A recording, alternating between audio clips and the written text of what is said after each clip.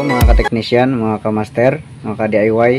So meron po tayo ditong TV na 32 inch. Ayan. So LED TV po ito, smart TV po.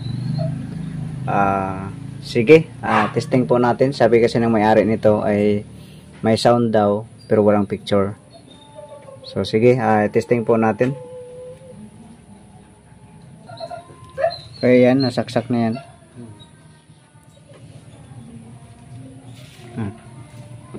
So wala po siyang picture.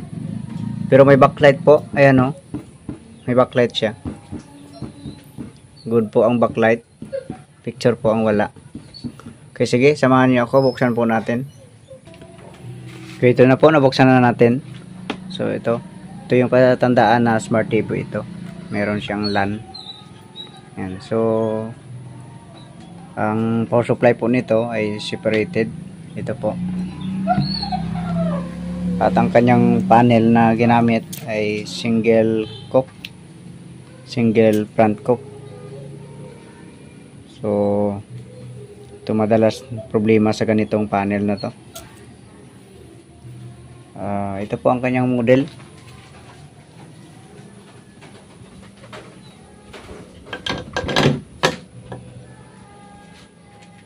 Hindi masyado makita. Ayan. Yan po ang kanyang model. So sige. Mag-check muna tayo. Mag-check kung may grounded dito. Dito. Importante po kasi yan na ma-check muna natin yung baka may grounded. Check ng grounded. So check natin sa buzzer. Ayan.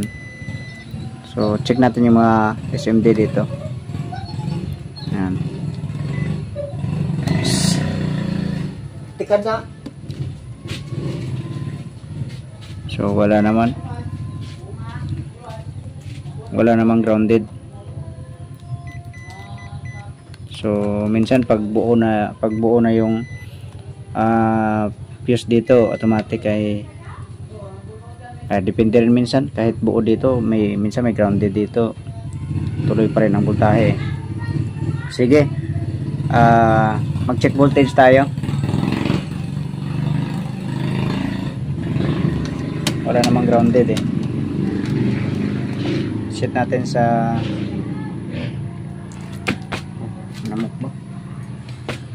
set natin sa DC ang tester.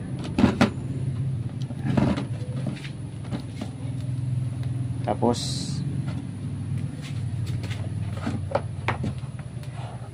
saksak natin ang unit. So andito yung ito yung V1 na to.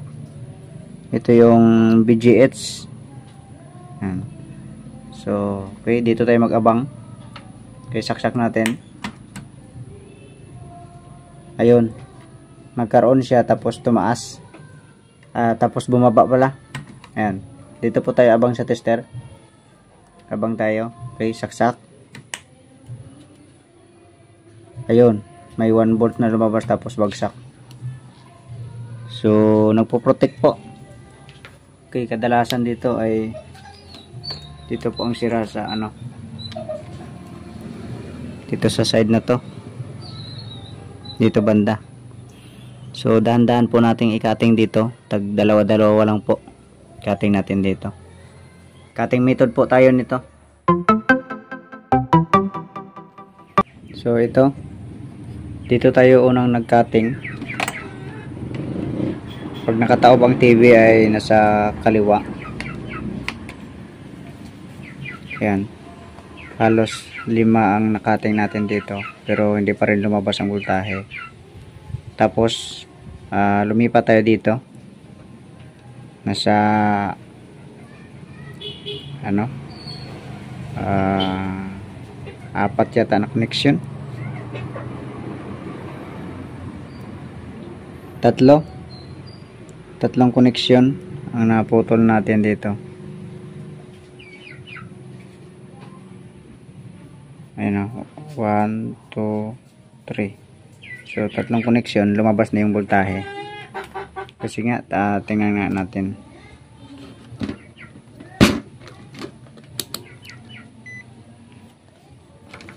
Ito.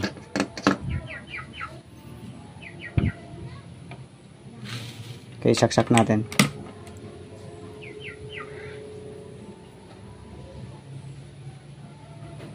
Ayan o, lumabas na. Lumabas na yung 32 volts. Pero ang screen ay puti.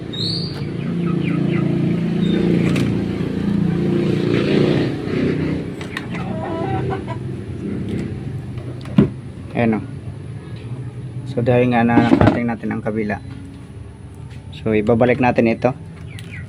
Dito. Unti-unti natin ibabalik dito. Okay, sige. Balik ko muna. Okay, ipapakita ko lang ng klaro yung kinating natin dito sa kanan. Ito. 1, 2, 3. So, yung pangatlo na to, hindi lang, sorry. Hindi pala nakikita. Ayan. Ito pala. 1, 2, 3. So, yung pangatlo na to, dalawa pa ang connection papunta dito sa panel. So, yung dito naman, ang nakating natin dito ay 1, 2, 3, 4, 5. So 5 piraso. So amat-amat po natin ibalik yan. Unti-unti po natin ibalik.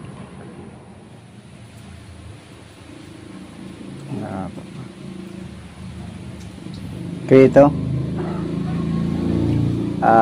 Naibalik na natin lahat dito. Yan. Konektado na po yan lahat. So, andito naman sa kabila. Bali, nagdagdag po tayo ng kinating natin. Dahil, nung tatlo pa lang ang kinating natin, ay meron siyang lines dito banda na side. Dito banda na side. So, meron siyang lines. So, nagdagdag tayo ng cutting. So, bali, ang nakating natin ay ito.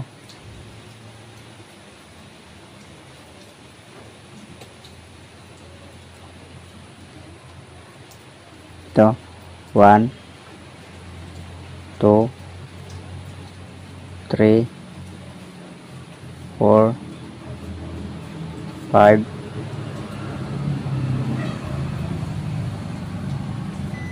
6. So, ang pang-anim na to ay konektado na. So, 1, 1, 2, 3, 4, 5. Kasunod ay ito. Yan, pang-anim. So, ang pang-lima ito. Ito lahat nakating to. So, doon po tayo nagkating. Okay. Testing na natin kung anong resulta nito. At isa pa kasi kung hindi natin dagdagan ng cutting, nakaranas din kasi ako nito na ang sumunod na sira yung katabi din niya.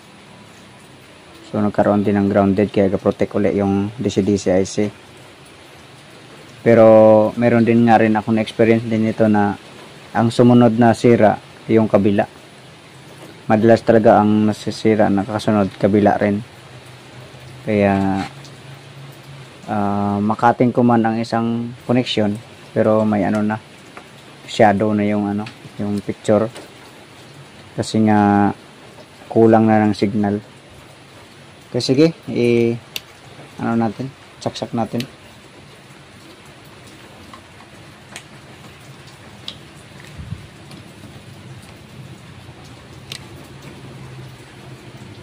Saksak na po yan.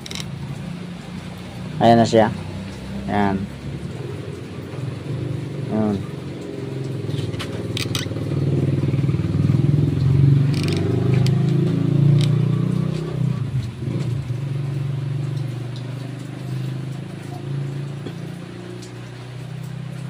Ayan na. So malinis na siya. So parang original dati kasi wala na siyang lines dito. Kasi kanina kasi nung tatlo pa lang kinating ko may lines din siya dito. So nung kinating ko yung 5 ayun, nagluminis na siya. So sana ay tumagal ito. Kasi alam naman natin ng mga technician, itong panel na ganito ay sirain talaga to pag ganitong panel. So dalawang klase kasi ito eh. Yung madalas ginagamit sa Samsung. Yung isa nito ay sa mga China. Yung may pagkakaiba konti dito yung yung diagram niya. May pagkakaiba konti dito. So yung isa nito ay dito banda sa taas yung yung V1 niya, BGH. Okay, sige, kabitan natin ng signal ito. So wala pala dito yung signal ni tatay. So ito yung may-ari. Yan. So hiniram pala yung kanyang signal. So itong mga natira na to ay mga sira pala to. Kaya sige, i-testing lang natin na ito nakasaksak na yan, naka-standby. Okay, power on natin. Patayin ko lang ang ilaw ng cellphone. Ayan. Okay, power on. Ayan, bumukas. Ayan siya. Nga, bunutin natin. Okay, saksak. Ayan, lumabas Samsung Smart.